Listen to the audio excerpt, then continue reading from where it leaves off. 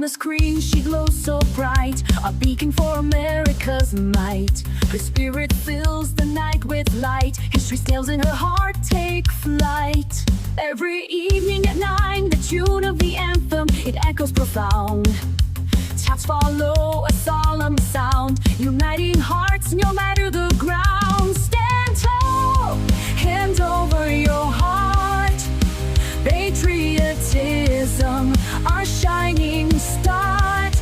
Together we'll face any part. With love and courage, we won't depart. From the storms to the sunlit days, our spirits burn, never sway. In unity we find our ways, with warmth in our hearts, come what may.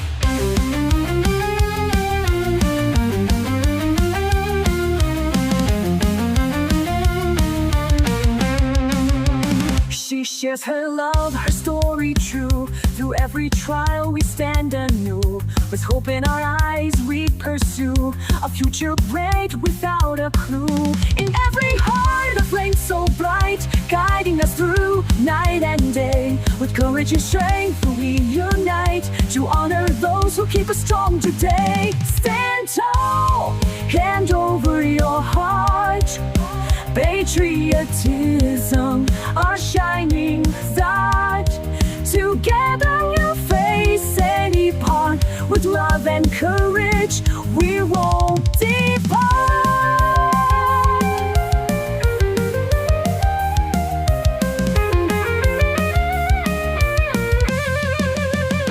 From the storms to the sunlit days, our spirits burn, never sway. In unity we find our ways, with warmth in our hearts, come what may.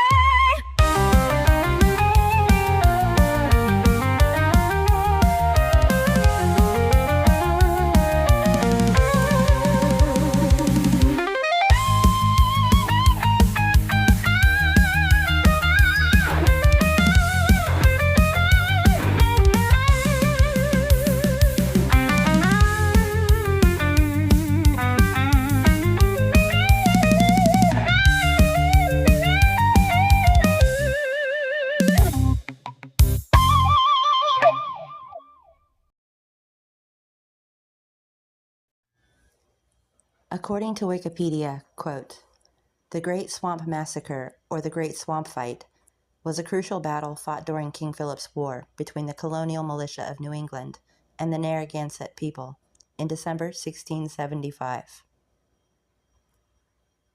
It was fought near the villages of Kingston and West Kingston in the colony of Rhode Island and Providence plantations. The combined force of the New England militia included 150 Pequots, and they inflicted a huge number of Narragansett casualties, including many hundred women and children. The battle has been described as, quote, one of the most brutal and lopsided military encounters in all of New England's history, end quote.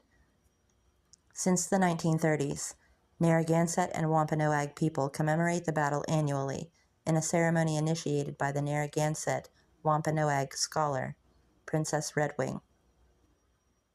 The Pokanoket Indians had helped the original Pilgrim settlers to survive under the leadership of Massasoit. His sons, Wamsutta and Metacom, took on the English names of Alexander and Philip, respectively. Alexander became sachem of the Pokanokets on the death of his father, but he died within a year and Philip succeeded him in 1662. Philip began laying plans to attack the colonists in Massachusetts, Rhode Island, and Connecticut, and he slowly built a confederation of neighboring Indian tribes. He also gathered muskets and gunpowder for the eventual attack, but only in small numbers in order that the colonists would not be alarmed. Several Wampanoag men attacked and killed colonists in Swansea, Massachusetts on June 20th, 1675, and that began King Philip's War. The Indians laid siege to the town, then destroyed it 5 days later and killed several more people. A full eclipse of the moon occurred in the New England area on June 27, 1675, and various tribes looked at it as a good omen for attacking the colonists. Officials from the Plymouth and Massachusetts Bay colonies responded quickly to the attacks on Swansea on June 28th. They sent a punitive military expedition, which destroyed the Wampanoag town of Mount Hope in Bristol, Rhode Island. The Indians waged attacks on settlements in Massachusetts and Connecticut, but Rhode Island was spared at the beginning. In October, the Indians struck again with raids on the towns of Hatfield, Northampton, and Springfield, where almost the entire settlement was burned to the ground. As winter set in, the attacks diminished. The Narragansetts remained officially neutral in the war, due in part to the urging of Roger Williams, signing a neutrality treaty with the Massachusetts Bay Colony in October of 1675. Although not involved in the war, they had sheltered many of King Philip's men, women, and children, and several of their warriors had participated in England raiding parties. The colonists distrusted the Narragansetts and feared that the tribe would join King Philip's cause in the spring, which caused great concern due to the tribe's location. The militia burned several abandoned Narragansett villages as they marched around Narragansett Bay, as the tribe had retreated to a large fort in the center of the Great Swamp near Kingston, Rhode Island. On November 2, 1675, Josiah Winslow led a combined force of over 1,000 colonial militia, including about 150 Pequot and Mohegan Indians, against the Narragansetts living around Narragansett Bay. One colonist was accused of fighting on the Indian side of the battle. Joshua Teft reportedly wounded Captain Nathaniel Seeley of Connecticut, son of Captain Robert Seeley, who subsequently died. An Indian spy reported that Teft, quote, did them good service and killed or wounded 5 or 6 English in that fight. And before they could trust him, he killed a miller, an Englishman at Narragansett, and brought his scalp to them. On December 15, 1675, after peace negotiations failed between Stonewall John and the militia, Narragansett warriors attacked the Gyra Bull blockhouse and killed at least 15 people. 15-year-old James Eldred escaped from the blockhouse and was pursued a considerable distance. He survived having a tomahawk thrown at him at close range and a hand-to-hand encounter with a Narragansett warrior. This occurred along Indian Run Brook in Wakefield, Peacedale, Rhode Island. The Narragansetts saw swamps as ideal defensive locations in wartime, leading them to take up residence in the Great Swamp during the conflict. 4 days later, the Great Swamp Battle took place on the bitterly cold and stormy day of December 19, 1675. The colonial militia from Plymouth Colony, Connecticut Colony, and Massachusetts Bay Colony were led to the main Narragansett settlement in South Kingston, Rhode Island, by an Indian guide named Indian Peter. The low temperatures froze the natural moat that surrounded the Narragansett encampment, allowing the colonial troops to pass easily. The massive fort occupied 5 acres of land and was initially occupied by over 1,000 people, but it was eventually overrun after a fierce fight. The settlement was burned, its inhabitants, including women and children, killed or evicted, and most of the tribe's winter stores were destroyed. It is believed that at least 97 Narragansett warriors and 300 to 1,000 non-combatants were killed, though exact figures were not known. The forces destroyed the blacksmith forge of Stonewall John, although he escaped and was killed several months later. Many of the warriors and their families escaped in the frozen swamp. Hundreds more died from the wounds combined with harsh conditions. The colonists lost many of their officers in the assault, and about 70 of their men were killed, and nearly 150 more wounded. The dead and wounded militiamen were evacuated to the settlements on Aquidneck Island in Narragansett Bay, where they were buried or cared for by many of the Rhode Island colonists. The Great Swamp Massacre was a critical blow to the Narragansett tribe, from which they never fully recovered. The spring of 1676 brought a counteroffensive by Canon Chet, after he organized a confederation of 2,000 braves. Providence was burned, including Roger Williams' house. The Narragansetts were nearly completely defeated when Canon Chet was captured and executed in April 1676.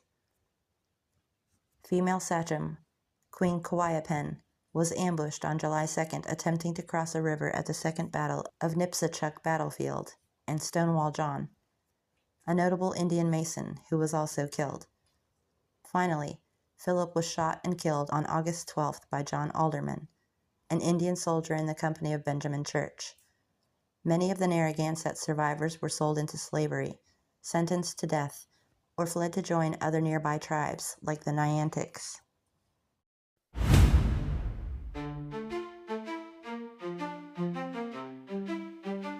In the heart of America, where dreams take flight, through the storms of hate, we stand tall and bright.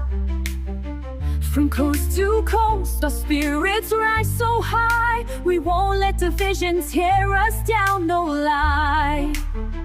Oh, America, you're stronger than their lies. United we stand, we'll face the skies. With every challenge, we grow and thrive. Our hearts beat strong, side by side. When shadows fall and darkness tries to reign, we lift each other up like the rising rain. In every town, in every lane, we hold hands tight, our bond unbreakable, grand. Oh, America, your light will never fade. Together we rise, no matter the shade. With every trial, we learn to adapt. Our resilience shines, a beacon to the nation's heart. From the mountains to the sea, our voices ring clear. No matter how far, we'll stay forever near. In every struggle, we find our way. United, we're strong in this great land. They say, oh, America, you're more than just a name, a symbol of hope, a promise of fame. Through every test, we keep our aim, our love for freedom, a guiding flame.